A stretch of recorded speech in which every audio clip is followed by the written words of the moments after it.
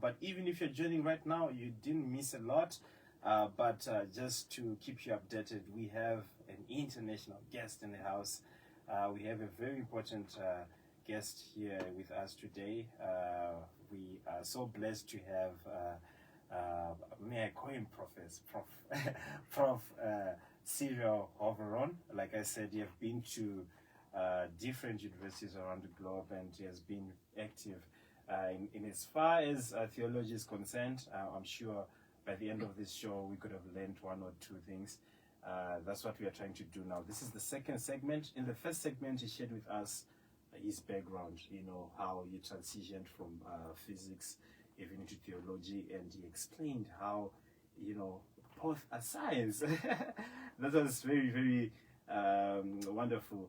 So now as we continue, Prof, I want to now talk about your journey to Botswana. I understand you've been moving around the world. I've seen you posting something, some informative stuff about Benin, also about Zimbabwe. Sure. I think there was also some similarities. Yes. So let's talk about your tour. Why also you are here in Botswana? Absolutely. The reason why you're here.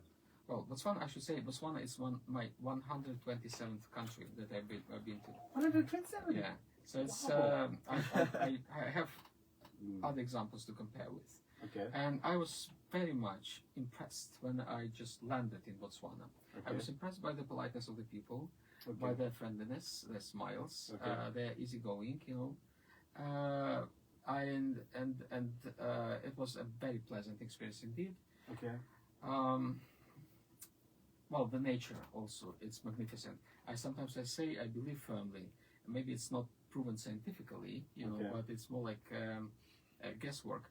I firmly believe that the paradise was in Africa. Indeed. Yes. Many people believe so. I am one of them, certainly. Because the nature is so beautiful. I mean, the climate, the combination of everything is so excellent that for me, well, at least Africa is the best continent for me to be at, honestly.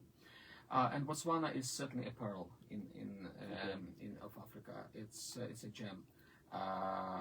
And again, because of the nature, but also because of the people. People are special here. People are what's so special about people in Botswana? What did you find to be? Politeness, nicety. I mean, the service they offer, the friendliness they demonstrate, the cheerfulness. Today we're in a college, St. Joseph College, and we're greeted by the students, by the pupils there, and it was an overwhelming experience of them, cheering us, greeting us. It was so natural, so immediate, and so sincere, and yet so powerful. So that for me was like Botswana. The people of Botswana, it's amazing. It's amazing. I hope you are listening. I hope you are hearing it straight. That you are wonderful people, and if you are wherever you are, just give yourself a round of applause because you are doing good. As Botswana, a lot of people actually will come here. If I ask them if they're coming from outside, they always talk about that, the peace, and how people are lovely, and so it's the more we hear this, we know that so it's good, and I hope people maintain that good culture. And talking about you moving around, you spoke about over 127 countries, and now you're in Botswana. What inspires your movement around the globe, and even also getting into the main reason why you're in Botswana? You already mentioned this word. Yes. You said peace. Yeah. Well, Botswana is blessed with peace. Okay. Unlike maybe some other countries in Africa, and certainly unlike Ukraine, because we are ravaged now by war. In Ukraine, even though before we enjoyed peace, we enjoyed the decades of peace, and not anymore. It's not anymore.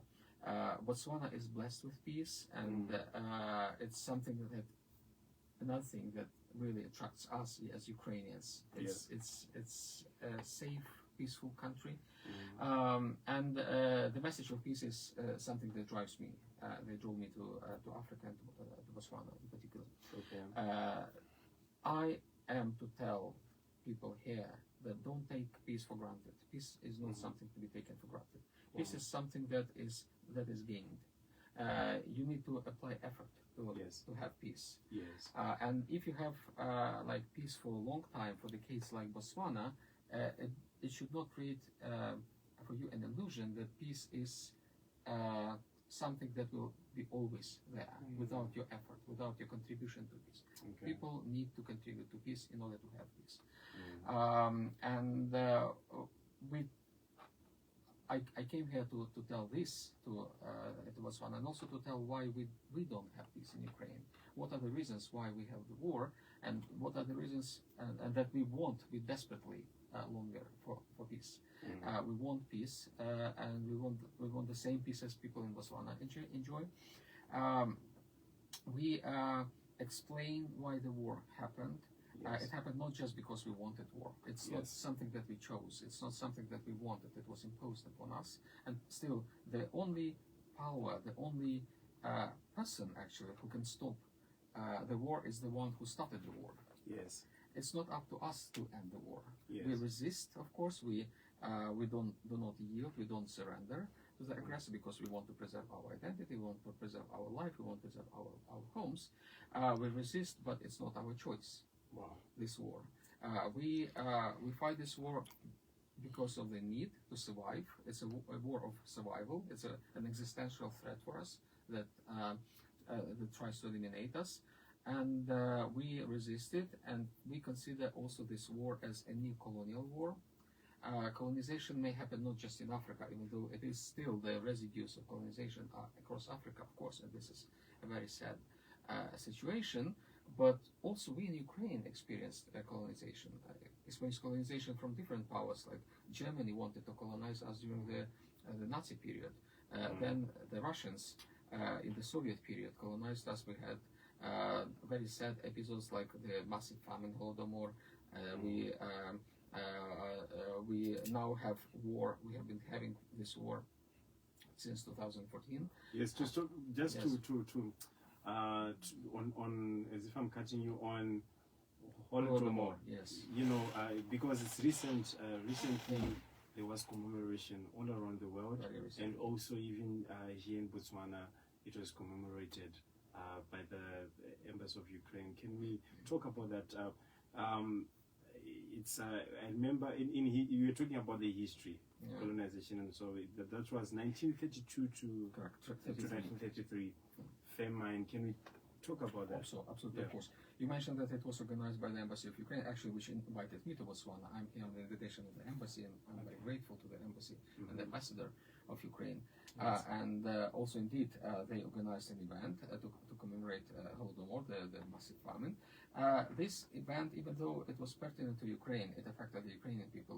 The estimation is that we have lost up to 7 million people as a result of this artificially imposed famine in the country, which is still the breadbasket of the world. So imagine the breadbasket cannot feed even itself. That was the situation in Ukraine. And even even though it was pertinent to Ukraine, I think it is still relevant to the rest of the world, because there are Holodomors still in Africa. Take Ethiopia, for example. Take Tigray as a part of Ethiopia. Take some other, like Sudan, what is happening in Sudan nowadays. This Holodomor is continuing. Okay. It continues, and our message is never again. Never again to the war, never again to Holodomor, never again to famine. Not just in Ukraine, but also in the rest of the world, and particularly in Africa. Wow, that's really amazing to hear about, because this is sometimes information like this history, you don't really find it everywhere, unlike the other common history, but it's things that really happened back in the history, and even up to date, like you are saying, you are relating to also the things that are happening, as they always say, that to understand even the future, we look back into the history, even to understand the current where we are. So, okay, I'm going to take another musical break, and then we would really want to get into, the role of religion, especially in times like this, political times, war times, and things like that. But before we even take a break, which we were talking about Botswana. Which places have you been in Botswana so far as you came? Well, Gaborone and around. And not the Delta yet. Maybe next time I will. I've heard so much about Delta. Oh, okay, that's great.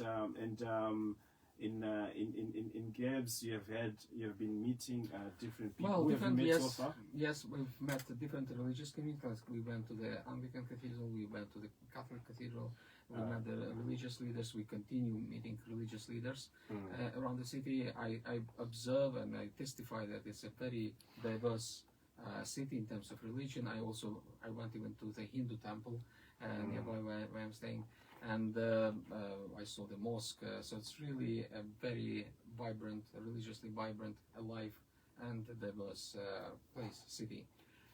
Also, we visited some schools, like I mentioned also already St. Joseph's College, and we also organized, the Embassy of Ukraine to Botswana organized a wonderful exhibition of icons at the National Museum, and we invite actually the listeners to your radio to visit the exhibition. It's on the second floor of the National Museum, and it will be available until this Friday. Oh, there's an exhibition happening at National Museum until this Friday. Exactly. And they'll be there showcasing the side. Exactly. Wow, so please do come and visit see the icons. Yeah, definitely. You have to pass by beautiful art you see made in Ukraine, by Ukrainian artists, and they were painting on the ammunition boxes. It's a story on its own. That the icons, they are painted in the traditional Byzantine Christian style, but they are painted on the boxes, on the planks taken from the boxes that used to hold ammunition from the front line. So it's a combination of modern and ancient art with the message that the violence and the war should be transformed into something peaceful, into a message of peace and Christianity. Wow, and before I take this break, I should also really talk about the innovation into art that I saw on the opening day, where there was the VR machines showing which can take you to a museum, which is not where you are but far away, but you feel the experience as if you are inside, which is a good innovation into art, mixing together art, creativity, and innovation. So right about now, we're gonna take once more a musical break, and this time around we take it on a gospel tip. We have Soweto Gospel Choir